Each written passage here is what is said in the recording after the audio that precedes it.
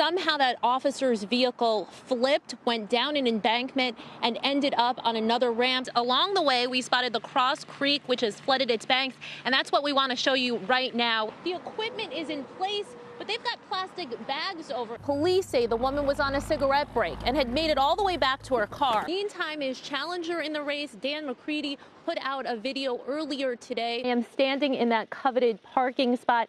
You can see that front door where Taylor's daughter would come out of. The water continues to rise here in Spring Lake. We have made our way onto a large vehicle by the Spring Lake Fire Department, getting a chance to see firsthand the damage that the Little River flooding is doing. They are doing their best, Angela, to just hold it together. Behind me here is a makeshift memorial for 15-year-old Jalen Bryant, and it continues to grow. I feel like I can't move on, but I know that I have to. Alicia Bryant hasn't been able to sleep or eat. Her world came to a grinding halt Tuesday when she learned her 15-year-old son, Jalen, had been struck and killed. Bryant says he was waiting for the bus Tuesday around 7 a.m., headed to Sanderson High School, where he was a freshman. Jalen was a sweet, kind, innocent, very shy, quiet. Police say the driver who hit him didn't stop. 62-year-old John Leach appeared before a judge. According to court documents, Leach tried to say he was the victim of a different hit-and-run crash, then later stated he struck a pole in the road. He made his $65,000 bond and wasted no time leaving court. Bryant and her family were there for it. All you had to do was stop. No matter what it was, you could have just stopped just to see what it was. Bryant believes if he had, her son might still be alive. We spoke with her at the scene of the accident on Rock Quarry Road. Like so many others, she felt the need to write a message and leave flowers. Talk to him. Do you feel close to him here? Yes. I'll be here every day. Bryant tells me she lost her mom 10 days ago. Much like Jalen, she too was crossing the street and was struck and killed. Bryant says the driver involved in that case stayed on the scene. Jalen's classmates also stopped by the memorial. They wanted people to know that he was funny, kind, and smart. His funeral is planned for Tuesday. Live in Raleigh, Amy Cutler, CBS 17 News. It was a lot worse.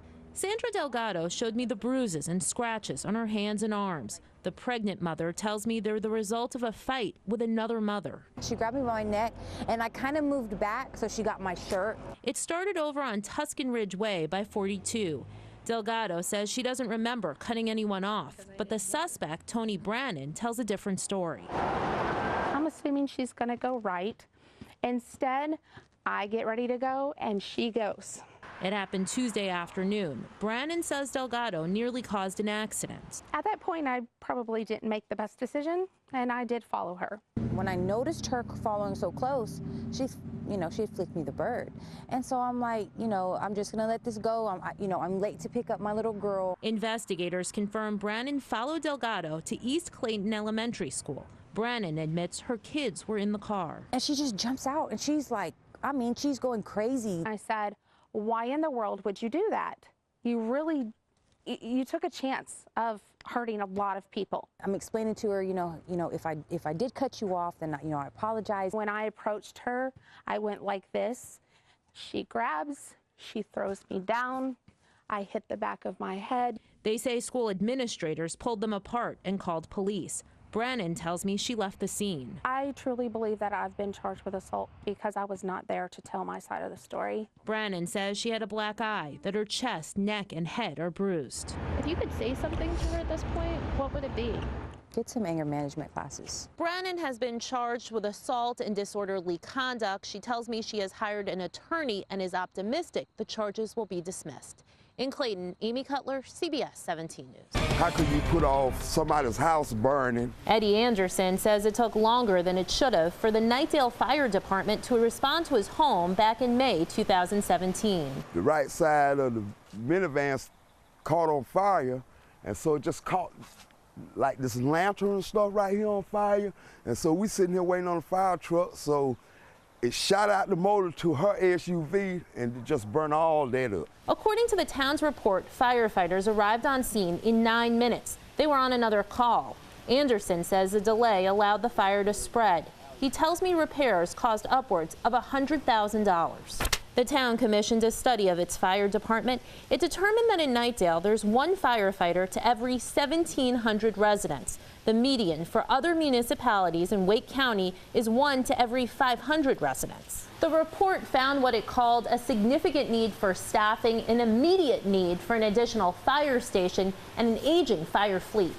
Out of all the municipal fire departments in Wake County, Knightdale was ranked last. 10 out of 10. Is that something that's on the town's radar at this point? Yeah, I'm not sure the response times are that much higher. I know there's an issue that we need another station, and certainly we always need more firefighters. Councilman Russell Killen was the only town official willing to talk to me about the study. The town manager and fire chief both declined. Clearly we want to improve our response times here, but the town's doing a good job. I mean, I think it's important to know that we've got a great insurance rating. We had another call, so they had to go to another call, and we had to stand out here and watch our house burn. Killen says the town will use the study in its budget and planning processes moving forward.